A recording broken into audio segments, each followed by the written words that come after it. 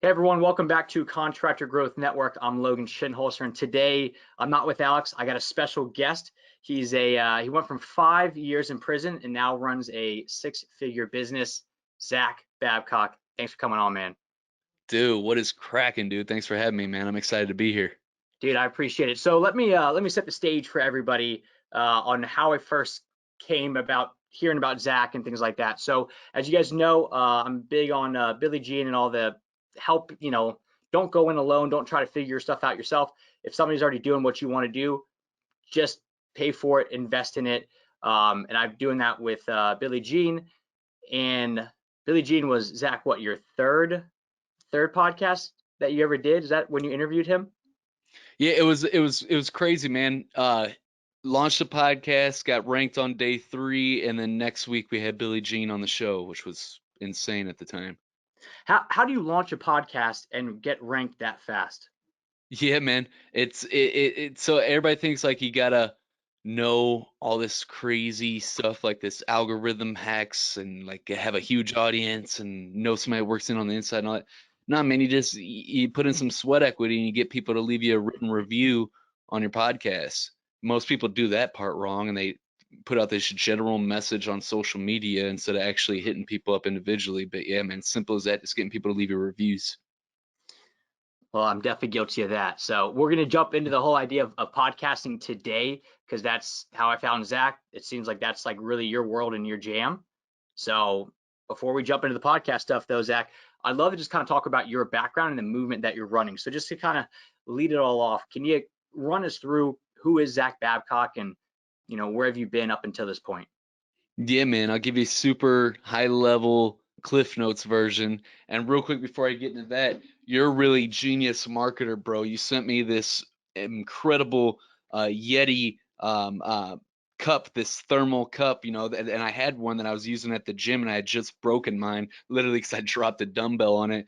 And so it came in a few days after that and it's got my podcast logo on. I'm like, hell yeah, dude, this is dope or whatever. So I thought it was pretty cool he did that, man. I appreciate you. Yeah, of Um, course. no doubt, man. But yeah, man, Cliff Notes version. Dad died when I was real young. Grew up without a father figure. Always wanted to fit in with other people. Did stuff that was out of my character that really didn't align with who I was to be accepted. Started smoking and doing drugs when weed and alcohol when I was 9. By the time I was 17, I caught some cases for stealing, being a knucklehead, and I thought my life was over. And I started using hardcore drugs after that. And then about 2 years after that, I went away to prison on a 7-year sentence. That's a long story. We can unpack it more if you want, but I'm just giving the high Cliff Notes version. Anyways, did 4 years flat on that 7-year sentence. Got out for about 2 years, and then I went back for a DWI violation. I went back just 20 days before my twin sons were born, and that's when I was like, dude, I'm done. That's it. That was the straw that broke the camel's back. All I wanted growing up was to be the father I didn't have. I remember playing football and all my friends' dads being at practice and wondering how that felt and telling myself that I was going to be the coach of my kids' football team one day. So that was it, man. And I didn't know what I was going to do, how I was going to make it happen. I just knew I wanted to be happy and successful and be in my kids' life and be a responsible father. 8 months later, came home, couldn't get a job anywhere, got in entrepreneurship for the next, I didn't make any money for the next 4 years. um, Ran into a bunch of brick walls, but dude, I ended up launching the podcast because anytime I tried to collaborate with any entrepreneur, bro, nobody took me seriously. I was just an ex-convict turned entrepreneur afterthought that nobody gave the time of day to.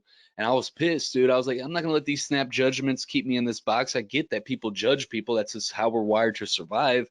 Everybody does it with everybody, but I'm not gonna let those snap judgments keep me in that box. And so I created Underdog Empowerment as a result of that. Got it ranked on day 3, like I mentioned, and Billie Jean had him on the next week. So I literally went in 1 week's worth of time, nobody giving me a chance to interviewing celebrities, and then it's just been crazy ever since. I built a 6-figure business in a matter of 8 months when we finally broke through, and it's we're in scale mode now, but it's just been really incredible that growth and seeing how much different it is now, scaling a business and building an organization Right. versus doing it yourself, just trying to get it off the ground. It's a night and day difference, man. So let me start from the beginning, if that's cool with you. So growing up, you're playing football and you're looking on the sidelines and your dad's not there. And the reason I want to bring this back up is because a lot of the contractors that are listening to this are guilty, and we all are to a certain extent, of stealing time from their families, right? They're trying to grow this business, they're trying to do everything they can. So in the long run, they are successful and they're providing for the family, but they miss the first 5 years of their kid's life, which I think science shows that it's like what, like the first 7 years of your life are like that sets you up for the rest of your life. So for you, I mean, how much of an impact did that have on you not having your dad around for everything, if you don't mind me digging into that a little bit? Yeah, man. I think it had a major impact. Like I said, though, I'm really grateful for my mom because I feel like I picked up on a lot of a lot of great traits that she had. But I didn't know what it meant to be a man, and I would do things that were way out of my character just to try to be accepted and fit in with other people. And we all do to an extent because, dude, Hmm. as human beings, our number one fear besides death is being exiled from the tribe. So we want to be accepted. We're social animals, right? But I took that like out of proportion. I did it, you know, probably more than what average people would do, and Hmm. that was a big thing. And then you know, and that didn't really change until I experienced other things later on in life, till I really became my own man and stopped caring so much what other people think about me. We all do. We all care what other people think about us to an extent. Anybody says that they don't, they're lying unless they're just a psychopath. But but I stopped doing it to a degree where it was unhealthy. How? What got you to that point where you started to just realize that you were just going to do you regardless of what everybody else thought? It was a bunch of different events. It wasn't like one thing for me. It was a bunch of things that led up to another. Like some of it happened while I was in prison when my sister passed away from a heroin overdose, and like I went through that dark time, but I grew, and I feel that's when I really felt like for the first time in my life I became a man when my sister died. So it's a crazy story, but I really, you know, I had to dig deep and find some type of peace and hope in a really dark time. But then more so though, you know, just as time goes on, as we get older, I feel like, well, at least from my experience, that I didn't need that validation as much from other people. Like I started realizing that, hey, you know, if I'm doing all this stuff to try to fit in and stuff, and I go get in trouble and go, none of these mother. Can you cuss on your show? My Yeah, bad. you're good. Yep, do it. Yep. All right, my bad. But yeah, but none of these people are gonna be around when I'm not around. Whenever I go get locked up, like nobody, I didn't get a single letter when I was gone, you know. So none of these people matter. It's it's hard to explain, man. It's like, and that was with the old crowd, you know, like the people that I surround myself today do matter. You know what I mean? So, but Hmm. I go off on tangents and rabbit holes sometimes too. So if I ever get off track, just be like Zach. It's perfect. Yep. No, you're good. But it's hard to articulate like the exact like coming into that. It progressed and graduated over time. So when did all that start to, I mean, I know you said you started in prison, but like, do you feel like you're still on your journey, or do you think you've made it as a man and now like you're just optimizing where you're at with everything? I feel like I'm always on the journey, and Uh-huh. I here's my thing. I always tell people like, all right, for instance, with our top 200 script for getting ranked on Apple, like I literally did that manually myself, figured it out, and did it over 4,000 times, no exaggeration at all. And and so most people that did something 4,000 times and got something to work after doing it 4,000 times, they'd say they perfected something. But I never say I perfected anything, because if I say I perfected something, that means it can't get any better. But if I Right. say I've optimized it, that means that, hey, I got it working. It's working pretty good, but there's still a chance that it could be better. So I always will. You'll never hear me say I perfected anything, because I haven't. Because I'm a big believer that there's always room for improvement. But yeah, this is how I look at it, and I feel like I'm always growing. Like I'm way further along, obviously, than what I was starting out or before I made this paradigm shift in my life. Hmm. But there's still so much more that I have that I don't. There's so much that I don't know, and that I have to learn, and that I have to grow into still. And I'll believe that to the day I die.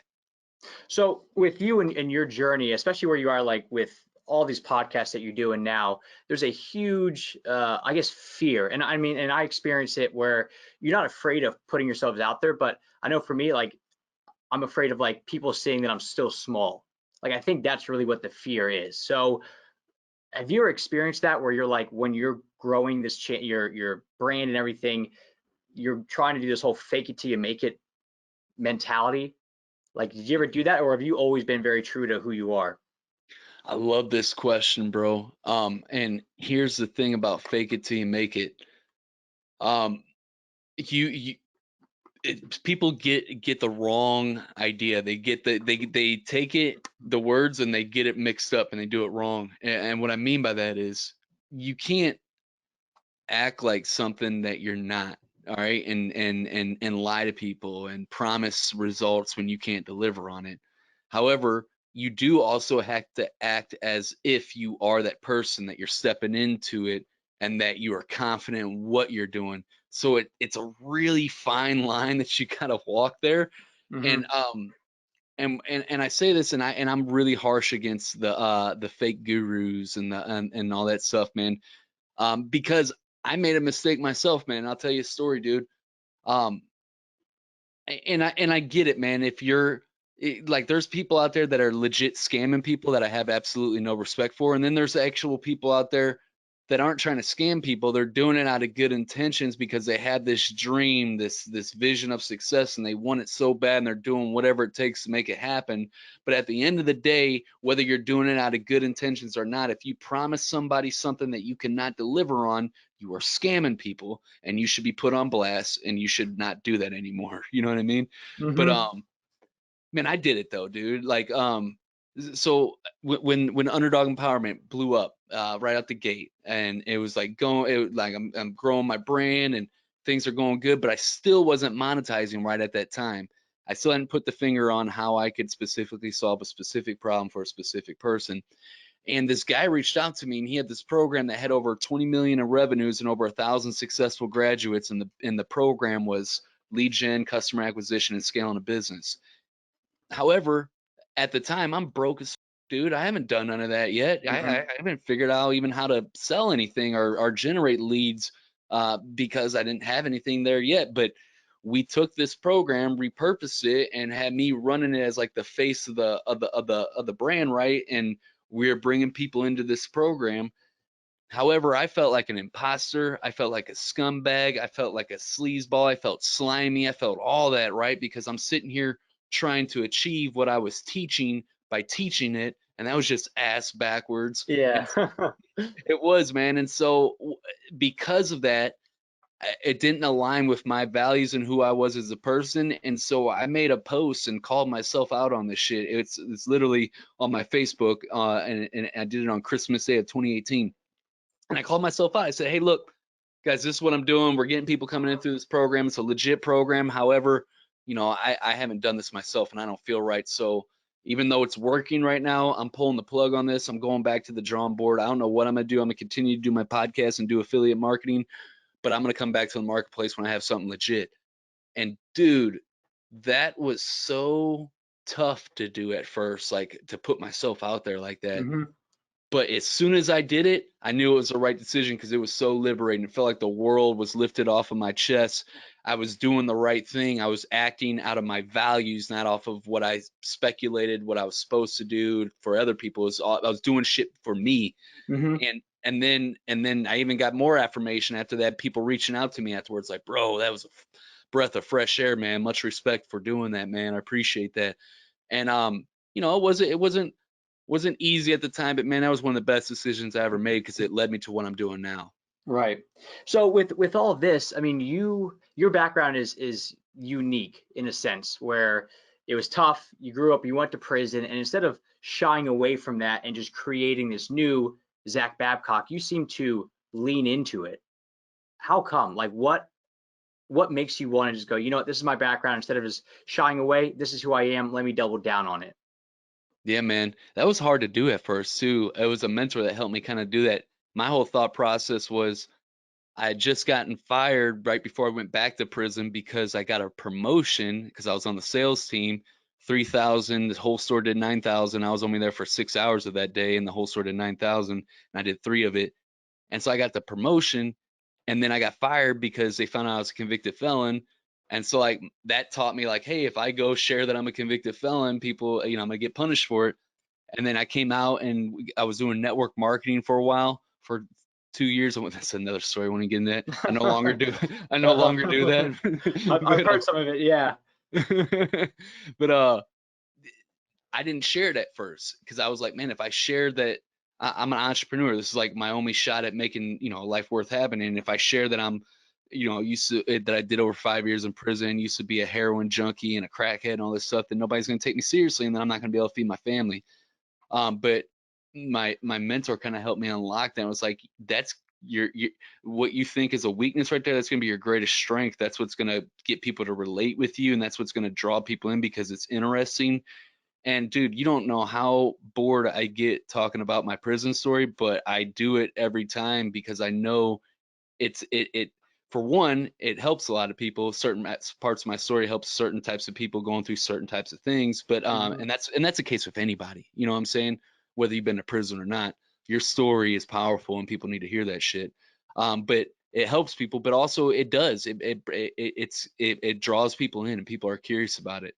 And so yeah, it was kind of hard at first, but now I leaned into it because it's become like what draws people in. I even say it in the first sentence of my podcast description, from over 5 years in prison to Mhm. building a 6-figure business, because that's a stark contrast. Like, damn, most people don't go to prison for 5 years and then build a 6-figure business or whatever. So it gets people curiosity based, I guess you would say. It's a good hook to like at least get your foot in the door to go, okay, what's this guy all about? Right. Yep. Okay, so you go to prison. Now you're building this brand. Before we jump into all the podcasting stuff, which I'm pumped for, what's something that you want people to know about you? Yeah, man. That I will literally be totally, because like a lot of people know me as like this intense, super competitive, uh, wanting to dominate and win kind of guy, which I am. But Hmm. I will be totally 100% at peace and total chill if I don't achieve my goals, as long as at the end of my days, as long as I know that I did everything in my power to make it happen. Hmm. So what I mean by that is like, yeah, I want to achieve my goals and I want to win and dominate all that stuff. But if I don't, if as long as I did everything that I could possibly do to make it happen, but still failed, I will be totally okay with that. But if I didn't, if there's some things that I could have did, or I didn't do it because of the effort wise, and that would just eat me alive, and literally make me miserable or whatnot. And I think about that every single day, dude. And I don't like to get onto this type of topic as much because you see it all the time. You see people on Facebook or wherever, and they're always talking about what they're gonna do, and then they never do it. And then it's because social media, for one, is built all on dopamine, and so they're saying, oh, I'm gonna do this, and then everybody's like, yeah, you go, you rock, and then they get this false sense of accomplishment and this dopamine rush, and then they don't even do it. And they just look silly, you know what I'm saying? So I just like to, I usually I use social media to just talk about what I already did and what I just done, and I don't talk about usually what I'm gonna do. But anyways, since we're talking about that legacy though, man, it's like I wanna get a 9% recidivism rate nationwide in the prison recidivism, just because the system's broken and it's ridiculous. I haven't gone through it myself, and I want to be able to help people that were like myself that actually want to change their life around. So what are you doing right now to work towards that? Yeah, man. So I hired my first convicted felon in our company, and I'm running through this test pilot. But the idea here, and I'll briefly go through it because I could talk here about it for quite a while. But the idea here, man, is, dude, I went through the prison system. Anybody that goes to prison, it's their fault. I'm not taking away the responsibility, but there's a lot of people that go to prison that change their life around, Hmm. that learn from their mistakes, like I did. Well, the system is designed to keep you in the system. It's built on money, and it's designed to keep you in the system. They food stamps, welfare, assisted living, that's giving you a fish. It's not teaching you how to fish. And the recidivism rate shows, I mean, we dwarf any other country by far. Like, we dwarf any country as far as recidivism rate goes.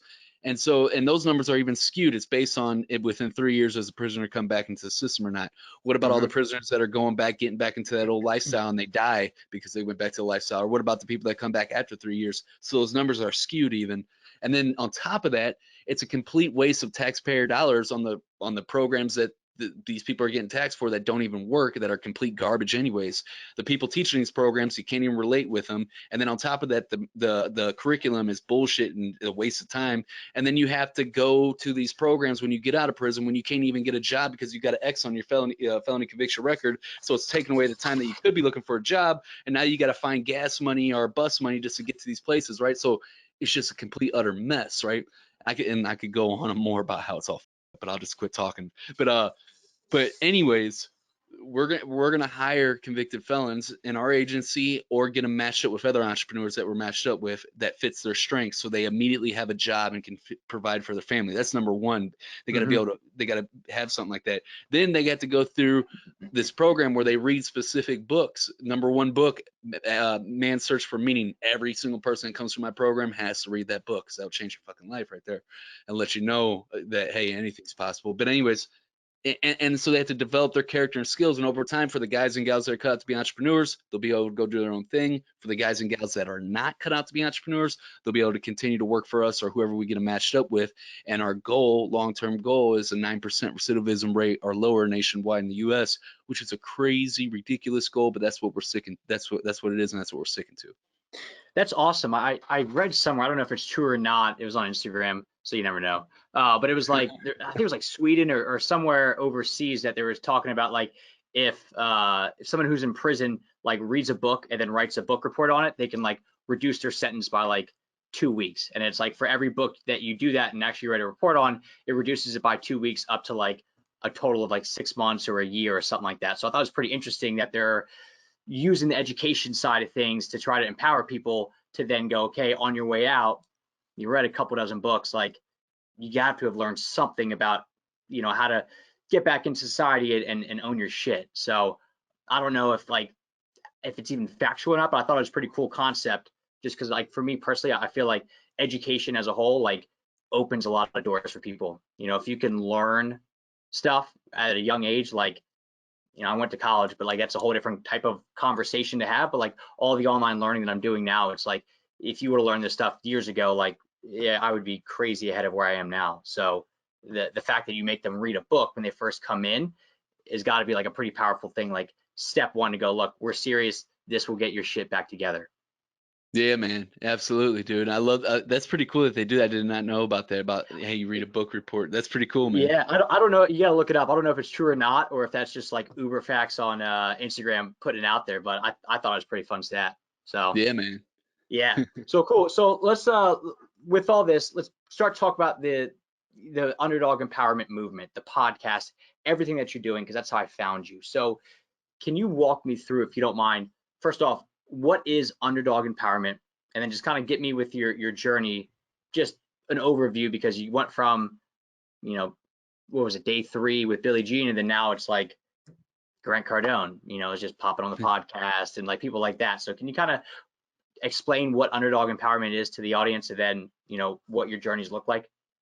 Yeah, dude. So I got this exercise in my program. It's actually I give it away for free too in my podcast Penthouse Roadmap, where I talk about the 4 W's. And I'm like, dude, this is the most important piece. Like everybody was like, well, I want to know how to grow your downloads, or I want to know how to make money, or I want to know how to get it ranked, or interview celebrities and stuff, which is all the fun and exciting and the sexy stuff, right? But the 4 W's is the foundational stuff. It's your marketing message. It's your podcast marketing message, essentially. And if you don't have this dialed in, your show's never going to be powerful. So when you say, what is your podcast? It's actually one of the 4 W's, the what, who, where, and why. And what Underdog Empowerment is, the one sentence of it is, it's the #1 resource for alpha underdog entrepreneurs to level up in their passive income business. But if you want me to take it a step further, because that's just a quick, hey, boom, here's what it is. But what it is, it's literally a documentation of me starting out and saying, hey guys, I'm an underdog entrepreneur. Yeah, I got all these odds stacked against me. Technically, I'm not supposed to be able to make this happen, but I'm going to do it anyways. I don't have all the answers, but I'm going to interview people that do have some of these answers on the show. We're going to learn together. Everything that I learn in the process, I'm going to document it right here on this podcast, and you're going to be able to grow with me. And that's exactly what it was. I started off broke as fuck, didn't know. I was just throwing stuff on the wall, seeing what sticks, didn't have a clue. And now we're talking about things on the podcast. What I'm going through right now is scaling a business and building an organization and stuff. And pretty soon we're going to be talking about investing and whatever, wherever it goes. You know what I'm saying? Yeah. It's just basic a documentation of the journey. So with your podcast, I mean, you're starting to interview some pretty big heavy hitters. Can you walk through like what's it like when you're talking to JLD or you're talking to Grant Cardone? Like what's going through your mind? Because I know a lot of us talk to like somebody and they're like, oh shit, like they're way better than me. Like I got to be inferior to them. But I mean, you're stepping up to the plate with these big dogs. So what's that like for you when you are now seeing yourself face to face with these heavy hitters? Yeah, man, I started recording with Grant, and he started asking me about prison sex and stuff, and I was like, "Holy shit!" I heard it. Yeah. You kept being like, all right, Grant, let's dial it back a little bit. Yeah. Right. It was pretty funny though, but no, I'm really. You said a really important thing there, and I'm glad you did, because I remember when I first started, I used to feel that. I don't know more because I've interviewed so many high level guests where it's like, here's the thing. At first, like like the first ones, like you could tell like I was trying to kiss ass or whatever, or and that's not the way you want to go about it. Here's the way to reframe and rewire your mind to come at it from the right ways. Even though they're super high level, whatever, and they've achieved a lot more per se in that specific field than you have, it still doesn't mean that they're a better human being than you are, because we're all Mhm. equal when it comes to that regard. And on top of that, you got to get in your head that you're doing them a favor. You're sharing your platform with this person, with your audience. You're inviting them onto your show, which is a media source. And so you're doing them the favor. That's got to be the mindset. You are doing them the favor. And then when they come on the show, whenever you get to jam with the Dean Graziosi or the Andy Frisilla or whoever it is, have it in your mind like, dude, I'm gonna talk to this person the same way that I would talk to my best friend. I'm gonna talk to the same person as I talk to anybody. I'm not gonna try and be anything that I'm not, and I'm not gonna try and impress anybody or anything. I'm just gonna be myself. And that's how you really make a good impression, is just by being yourself, man. I swear it's some basic ass, cliche ass advice right there, but it's the simple shit like that is what really works. And with that kind of stuff, it's like selling. Like when you sell, at first you're just like going off a script and you're nervous as shit and your voice is going up and down, but eventually you just kind of come into your own and you realize it's just a conversation. And Yeah. it's just two people talking and you're just communicating. And once you get to that level, you're like, oh wow, this is actually like an okay conversation. It's like it opens so many doors on what you can say and how you can act. So Amen.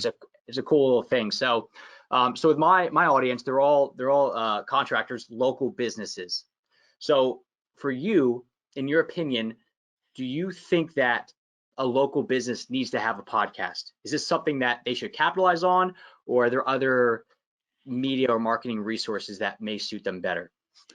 So obviously my answer is always going to be biased, because Sure. I podcasting changed my life, and then after being able to work with so many people, like 58 people one on one, and a lot of other people through that have gone through my programs, I've been able to see it from a lot of different angles. But absolutely, I'm going to say yes, and the reason why I'm going to give you the reason why. So I'll give you an example. And I worked with this lady that was like in the industry where you think like, truck driving, where like, what would a podcast do for a truck driving industry, right? Well, when we sat down, we mapped it out. She has these manufacturers that she wants to do business with, right? But she doesn't want to come from an angle of being needy and just hitting them up just because she wants to do business with them. She wants to have a way to break that ice and start that conversation. And so a strategy for her to grow her show is, hey, you interview these top companies that you're trying to do business with, have the CEOs come on your show, y'all build rapport, and that's going to turn into a business relationship. Hmm. That's one reason why. Same thing with another buddy. I'm not going to go into we'll call him John.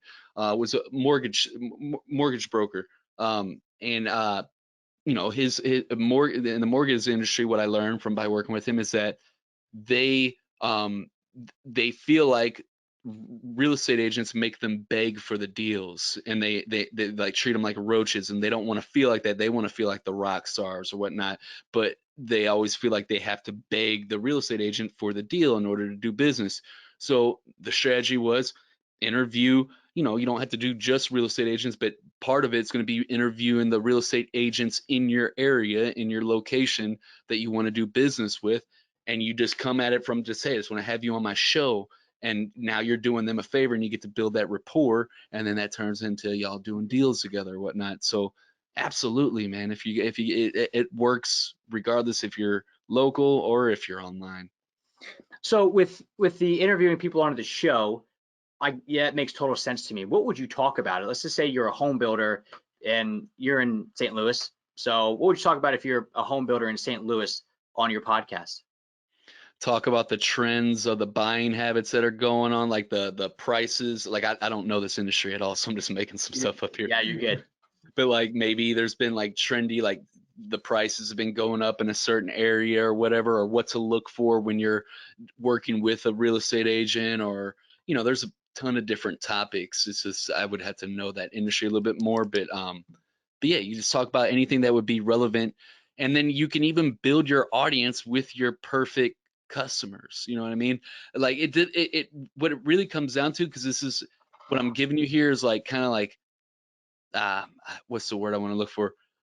What I'm trying to say is there's cookie cutter strategies and tactics to make all the different things work as far as podcasting goes. However, it's not going to be cookie cutter with every single person, because every single business is different and every single person's goals is different. So if your goal is like, hey, I want to build a huge brand, and like I have mine is more where I can, anybody in any state can buy my stuff, and I want to build a huge brand and turn those people into customers, then your strategy is going to be completely different versus, hey, I just want to use this podcasting as a tool to network with the people that I want to do business with, and I don't care about building a huge brand. It's going to be different in both of those different cases. You know what I mean? Yeah. Okay. So it's like with because I'm a big on video and stuff. So it's like, are you building your YouTube subscription base for actual clients in your area to buy from you, or are you building it up just so you can get enough to start to monetize and make money off the ad spend? So it's just one's kind of creating it for the masses and a huge widespread brand, while one is very focused, but it's to the people that are actually relevant to your business, not to your YouTube channel, if that kind of makes sense, or if I'm even on base with that.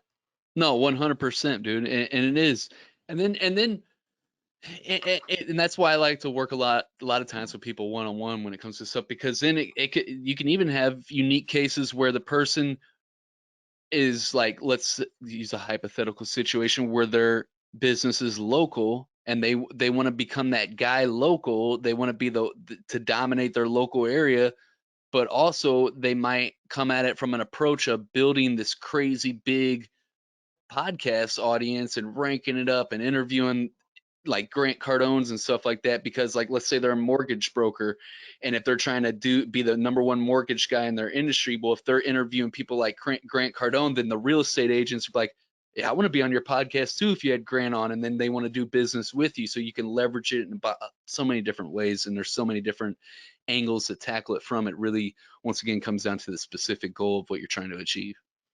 That's cool. So if people want to, like obviously people who are listening to this are understanding that podcasting is a way to communicate. If somebody's trying to learn more about you or learn more about what you got going on, what's the best place for them to do that? Where should they go online to learn more about Zach Babcock and everything?